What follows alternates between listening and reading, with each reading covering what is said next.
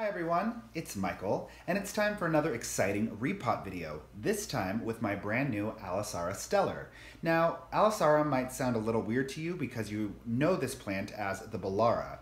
It's recently changed, I'm not quite sure why, but that is the name of this plant now. So let's go ahead and just jump in. The first step, like always, is to go ahead and soak the plant so that the existing medium loosens from the root system. So I'll go ahead and pop this into some tepid water that I have here, and then I'll set a timer for 15 minutes and we will come back shortly. Okay, Google, set a timer for 15 minutes. All right, 15 minutes, starting now. 15 minutes is up, so now what I'm going to do is go ahead and give the pot a gentle squeeze and start to remove the existing medium. Now, when I was soaking the plant, I kept seeing the bark floating all over the place. It doesn't seem very tightly packed in there, so this may have been recently repotted. So let me just go ahead and open it up and check it out. Oh yeah. So that gave me absolutely no fight on that at all. But look at this root system. It's all green root tips, which is great news because that means this was recently repotted. It is in active growth mode, and I think it'll adapt really beautifully to semi-hydro. So let me just pick out the remaining bits of old potting medium, and then we will move forward.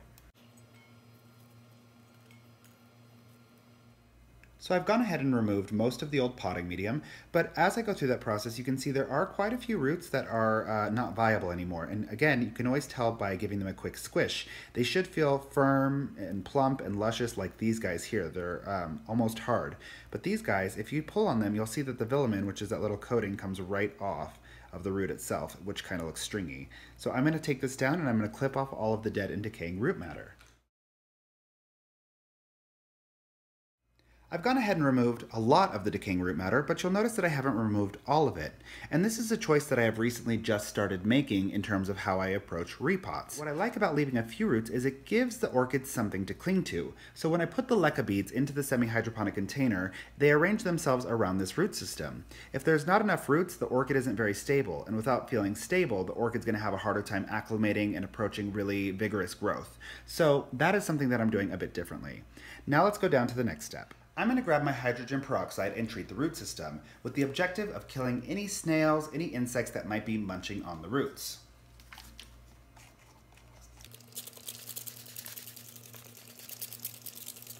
And now that that's covered, I'm going to give it 15 minutes to treat.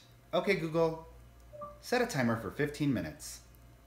All right, 15 minutes, starting now. 15 minutes is up, so I've gone ahead and rinsed off the root system. The next step in this process is to take my rubbing alcohol and dish soap solution and treat the vegetation and foliage. Now the objective here is to kill any bugs that might be on the plant or any bug eggs that might be looming in the darkness waiting to attack your plant. By the same token, I'm going to treat the root system with my Physan 20 spray. Now, I think this is a big paradigm shift for me. I used to soak my plants in Physan 20 solution for a period of about an hour, and ordinarily everything was fine, but I did have a terrible experience where I burned a lot of my plants, I'll link it below, because I didn't realize how sensitive new root tips were. So now, rather than soaking it, which ultimately is a little excessive, it's just me being OCD and I really need to watch that. I just take my Physan 20 solution and I spritz the roots for a period of 15 minutes. So I'm going to go ahead and apply both of those treatments and set a timer for 15 minutes. Now I do think it's noteworthy that when I am applying my rubbing alcohol and dish soap solution, I try to spray it on while the plant is upside down. That way not all of it is running off onto the roots.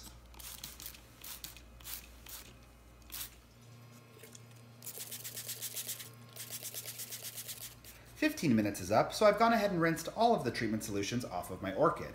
And now we're finally ready to begin the actual repot. Now I've selected this container for my beautiful new Aliceara, and if you have any questions about why I selected this container, go ahead and watch one of my more recent videos. I'll link it below, but it's all about choosing the right size and shape container to suit the needs of your orchid. So what I'm going to do from here is I'm going to take a layer of leca and I'm going to arrange it just along the bottom up to where I have the drainage holes. Again, the objective in doing that is to ensure that the root system isn't sitting directly in the water reservoir, but hovering just above it.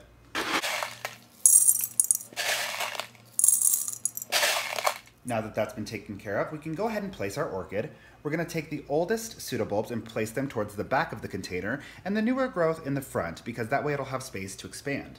So just like so.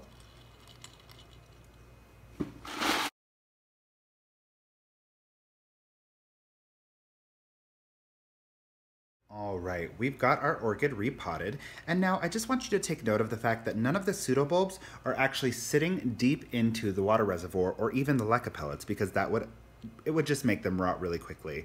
So you always want to be diligent to make sure that they are hovering just above the medium.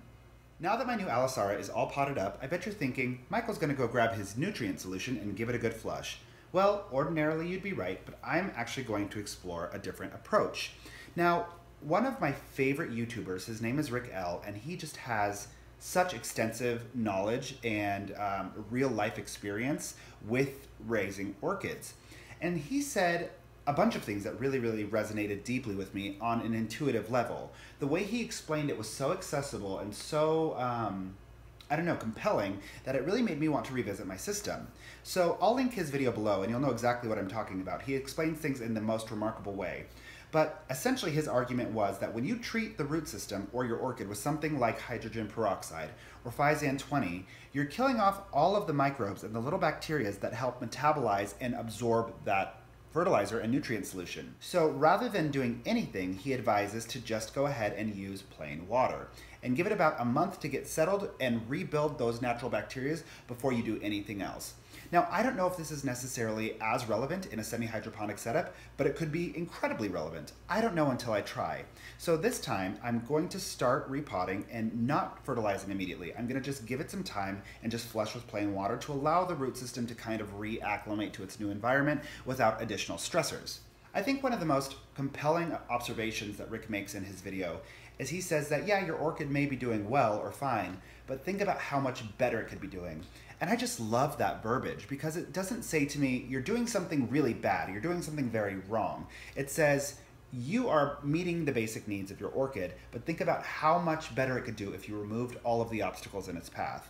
So I think that's how I'm going to approach this, and that is why I have adjusted this step in my repot process.